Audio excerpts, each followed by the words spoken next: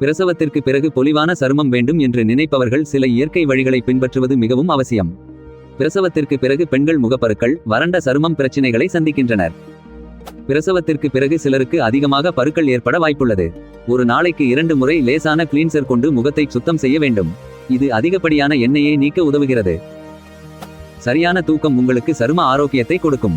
உங்களுக்கு வறண்ட சருமம் இருந்தால் போதுமான அளவு தண்ணீர் குடியுங்கள். நீர் சார்ந்த மாய்ஸ்சரைசரை அப்ளை செய்யுங்கள். ஒரு நாளைக்கு குறைந்தது 8 கிளாஸ் தண்ணீர் குடியுங்கள். இது கல்லீரலை சுத்தப்படுத்த உதவுகிறது. உடலை நீரேற்றமாக வைத்திருப்பது சரும வறண்டு போகாமல் பாதுகாக்கக்கூடும்.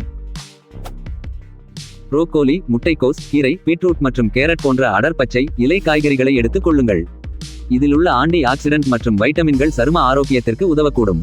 ஆரோக்கியம் மற்றும் பளபளப்பான சருமம் இரண்டையும் பெற யோகா செய்யுங்கள். பிராணாயாமம் போன்ற சுவாச பயிற்சிகள் இரத்த ஓட்டத்தை அதிகரிக்க உதவுகிறது.